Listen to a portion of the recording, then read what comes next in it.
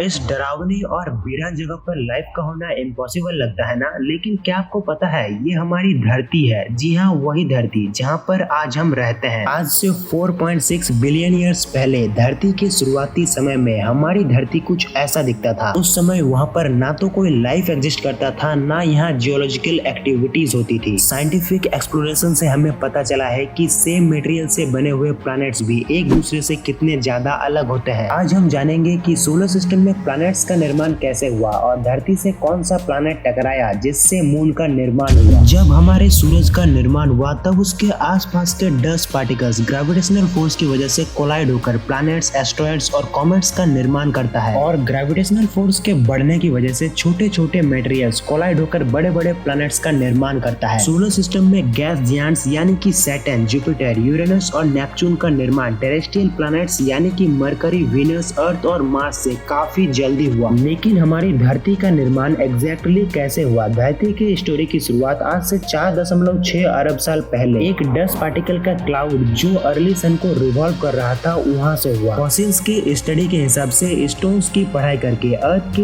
As के बारे में जाना जा सकता है। वैज्ञानिकों ने ऐसे जिरकॉन क्रिस्टल्स को ढूंढा है जिसका एज लगभग 4.3 बिलियन ईयर्स पुराना है। ये क्रिस्टल्स धरती में मौजूद सबसे पुराने ऑब्जेक्ट्स में से एक है। लेकिन हमारी धरती के बनने का एग्जैक्ट प्रोसेस क्या है, ये आज भी वैज्ञानिकों के लिए एक पहेली है। हालांकि प्लैनेट्स के बनने के मेनली दो प्रोसेस होते हैं। पहला है कोर एक्रेशन मॉडल। इस थ्योरी के हिसाब से आज से 4.6 अरब साल पहले एक सोलर नेबुला जैसा स्ट्रक्चर था जहां पर गैस और डस्ट पार्टिकल्स मौजूद था जिससे हमारे सन का निर्माण हुआ। सन के बनने के बाद जो मटेरियल्स बचे रह गए वो सन के चारों ओर रिवॉल्व करते गए जिससे धीरे धीरे ये ग्रेविटी के इफेक्ट से कोलाइड होकर एक साथ आ गए, जिससे छोटे छोटे पार्टिकल से बड़े और ज्यादा डायमीटर वाले ऑब्जेक्ट्स बन गए। जिसके बाद सोलर विंड की वजह से हल्के एलिमेंट्स जैसे कि हाइड्रोजन और हीलियम दूर जाने लगा और रॉकी मटेरियल पास आकर टेरेस्ट्रियल प्लैनेट्स का निर्माण करता है और दूर मौजूद लाइटर एलिमेंट्स कोलाइड होकर बड़े गैस जायंट्स का निर्माण करता है। नासा के हिसाब से प्लैनेट्स का फॉर्मेशन कोर एक्रेशन मॉडल से हुआ था। नासा का मानना है कि ब्रह्मांड में गैस जायंट्स प्लैनेट्स के मुकाबले टेरेस्ट्रियल प्लैनेट्स ज्यादा एबंडेंट है। लेकिन ये थ्योरी टेरेस्ट्रियल प्लैनेट्स के फॉर्मेशन को तो समझा सकता है, लेकिन ये गैस जायंट्स प्लैनेट्स के फॉर्मेशन को नहीं समझा पाता, क्योंकि वैज्ञानिकों का मानना है कि सन के चारों ओर वो गैस का डस्ट सिर्फ 4 से 5 मिलियन ईयर्स ही मौजूद था। और इस मॉडल के सिमुलेशन के हिसाब से ये प्लैनेट्स को बनने में इससे ज्यादा का समय लगा था। लेकिन हमारा सेकंड थ्योरी इस प्रॉब्लम को सॉल्व कर सकता है। हमारे न्यू आइडिया के हिसाब से डस्ट और गैस पार्टिकल सोलर सिस्टम के एग्जिस्टेंस के अर्ली स्टेज में एक साथ आकर गैस जायंट्स में धीरे धीरे कन्वर्ट होता है। लेकिन इस प्रोसेस से प्लैनेट का फॉर्मेशन काफी फास्ट हो सकता है। इस थ्योरी के हिसाब से प्लैनेट्स का निर्माण सिर्फ 1000 साल के अंदर ही हो सकता है। हाल ही में एक स्टडी के हिसाब से प्रोटो अर्थ का निर्माण 5 मिलियन साल के अंदर हुआ था। ये टाइम कॉस्मिक स्केल के हिसाब से कुछ भी नहीं है। अगर हम सोलर सिस्टम के